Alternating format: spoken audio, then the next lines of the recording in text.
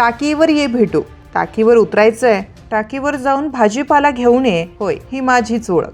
मी gel टाकी बोलतीये. माझा जन्म 1982 सालचा. मध्यवर्ती कारागृह अर्थातच सेंट्रल जेलच्या बाजूला माझा जन्म झाला. रस्त्याला लागून अगदी कुणाच्याही नजरेला पडेल असं हे माझं जन्माचं ठिकाण. ती जागाही सेंट्रल जेलच्या मालकीची. सेंट्रल जेलमधल्या कैद्यांच्या पाण्याची सोय व्हावी म्हणून माझ्या जन्माचा हाच उद्देश होता. सेंट्रल जेलबरोबरच भीमनगरसारख्या वस्त्यांचीही तहान त्या काळी मीच भागवली. भलं मोठं जेल असल्यानं इथल्या रहदारीच्या रस्त्याला जेल रोड असं नाव पडलं असावं. देवळाली गाव आणि दसक या 2 गावांना जोडणारा असा हा रहदारीचा रस्ता. सेंट्रल जेलबरोबरच ISP, CNP हे दोन्ही प्रेस, सेंट फिलोनिया शाळासुद्धा त्या काळातली. प्रेस कामगारांसाठी असलेली वसाहत अर्थात क्वार्टर्ससुद्धा या रस्त्याला खेटून होत्या. लोकवस्तीचं म्हटल्यावर किराणा, चिकन, मटण अशी दुकानं तर आलीच. काळ गेला तसं शाळा कॉलेज देखील याच मार्गावर आले आणि त्यामुळंच आपसुकच रहदारी वाढणंही स्वाभाविक म्हणायचं. मला खेटूनच थेट गंगापूरपासून निघणारा इंदिरानगर, गांधीनगर, उपनगर नाक्यामार्गे येणाऱ्या पाण्याचा पाठ होता. त्या पलीकडे पंजाब कॉलनीसारख्या तुरळक वसाहती होत्या. गोदावरीही त्यावेळचीच. आजूबाजूला सगळी शेती होती. त्या काळी यायचं जायचं म्हणून बैलगाड्या, टांगेच होते. ते मात्र पाण्याच्या पाटापलीकडे जात नसायचे, कारण मध्ये पाट आडवा यायचा. भीमनगर हा या टांग्यांचा शेवटचा स्टॉप. त्यामुळे माझ्या म्हणजे पाण्याच्या टाकी या नावानं हा पाण्याच्या टाकीचा स्पॉट ओळखला जाऊ लागला असावा. जणू काही पाण्याची टाकी अशीच माझी ओळख निर्माण झाली. टांग्यात बसल्यावर टांगेवाल्यानं कुठं उतरायचं विचारलं म्हणून तरी टाकीवर सहजच प्रवासी बोलून जायचा. 2 मित्र गप्पा मारत असतील आणि संध्याकाळी कुठं भेटायचं म्हणून विचारलं तर दुसरा पटकन म्हणायचा, टाकीवर येऊन बोलू. आई भाजीपाला विशेष म्हणजे मटण, मासे, खेकडे असं काही आणायला सांगायची तेव्हा तिच्याही तोंडून आपोआपच टाकीवर जा हा शब्द कधी बाहेर पडायचा हे तिलाही कळत नसायचं. टांगे तसेच बैलगाड्यांच्या चाकांच्या कितीतरी खुणा या रस्त्यावर त्या काळी उमटल्या असतील. त्या मी स्वतःच्या डोळ्यांनी बघितल्या आहेत. काळ जसा जसा लोटला तसा मग सायकल आल्या, स्कूटरही आल्या. 2 पैसे खिशात खळखळू लागल्यावर चकचकीत 4 व्हीलरही याच रस्त्यावरून धावायला लागल्या. रहदारीच्या या रस्त्यावर या चकचकीत अलिशान 4 व्हीलरची जणू भरच पडली म्हणायची. प्रवासासाठी रिक्षाही आल्या.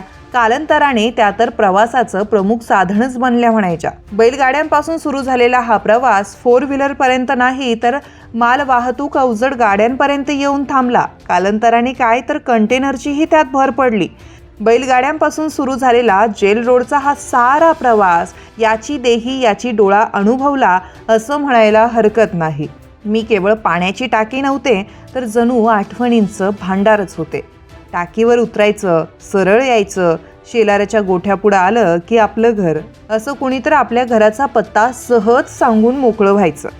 44 वर्षाच्या काळात मी कित्येक उन्हाळे पावसाळे बघितले. रेडिओ, टेप रेकॉर्डरवर गाणी ऐकून तसंच टांग्यातून प्रवास करणाऱ्या त्यावेळच्या पिढ्यानपिढ्या मी बघितल्या. स्वतःची सायकलनंतर मोटरसायकल दामटून म्हणा किंवा रिक्षात प्रवास करणाऱ्या मोबाईलच्या विश्वात हरवलेली आताची पिढीही मी बघितली. एक मात्र खरं की या जुन्या नव्याच्या मिलाप असलेल्या पिढ्यांनी माझी ओळख जपली, ती तसूभरही कमी होऊ दिली नाही. काल परवाच माझ्या अखेरच्या घटका भटका भरल्यात आणि रात्रीच्या कीर अंधारात पत्त्याच्या बंगल्यासारखं कोसळावं तसं मला जमीनदोस्त करण्यात आलं. टाकी हे नाव उच्चारलं की डोळ्यासमोर उभी राहते ती एक सिमेंटची पाण्याची टाकी, तर संपूर्ण जेल रोडच्या पिढ्यांच्या आठवणी जपणारी मी एक साक्षीदार. मी कुणासाठी एक स्टॉप नव्हते तर माझी स्वतंत्र अशी ओळख निर्माण झाली होती. कुणाला पत्ता सांगायचा असेल, घर क्रमांक सांगण्याआधी जेल रोड टाकी सांगितलं जायचं. नवीन माणसालाही तेवढंच पुरेसं असायचं. 1982 साली माझा जन्म झाला आणि गेली 4 दशकं एका जागी स्थिर उभी राहून मी काळ बदलताना बघत गेले. सगळा बदल मी निशब्दपणे पाहिला. कितीतरी मुलांना शाळेत जाताना पाहिलं, याच मुलांना मोठं होताना पाहिलं, त्यांच्या लग्नाच्या वरातीही पाहिल्या, त्यांच्या मुलांनाही याच रस्त्यानं धावताना पाहिलं. पिढ्या बदलल्या, चेहरे बदलले. मी मात्र जन्मापासून आहे तिथेच उभी होते. एकेकाळी हजारो घरांची तहान मी भागवली. नळातून पडणारा प्रत्येक थेंब हा केवळ पाणी नव्हता, तर तो अनेक संसारांचा आधार होता. आज पाणी दुसऱ्या मार्गाने येतं, तंत्रज्ञान बदललं, व्यवस्था बदलली, पण माझं महत्त्व कधीच कमी झालं नाही. कारण मी उपयोगापेक्षा आठवणींमध्येच जास्त जिवंत होते. गेल्या काही वर्षात मी जीर्ण झाले. त्याबद्दल अनेकदा वर्तमानपत्रात बातम्या आल्या. कधी काळी आधार देणारी मी धोकादायक असल्याचं सांगितलं गेलं. एक दिवस मला पाडली जाईल हे मला माहिती होतं, पण काही गोष्टी माहिती असूनही मन त्यासाठी तयार नव्हतं. 4 जुलैच्या मध्यरात्री जेल रोड झोपलं होतं. लोक आपापल्या घरात निद्रेच्या अधीन झाले होते. मध्यरात्री अधिकारी सारा लांबजमा घेऊन पोहोचले. बुलडोझर आणून मला जमीनदोस्त करण्यात आलं.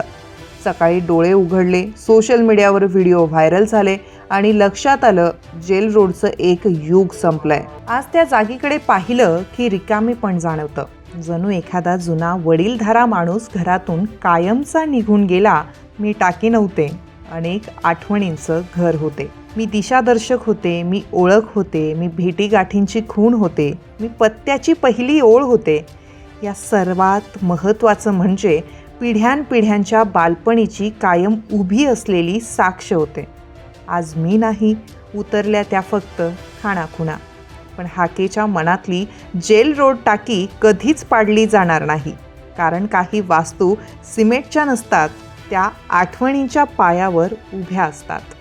तुमच्या भागातील प्रत्येक बातमी पाहण्यासाठी तसेच अशाच ताज्या आणि विश्वासार्ह घडामोडींसाठी उत्तर महाराष्ट्र न्यूज नेटवर्क सोबत जोडलेले रहा.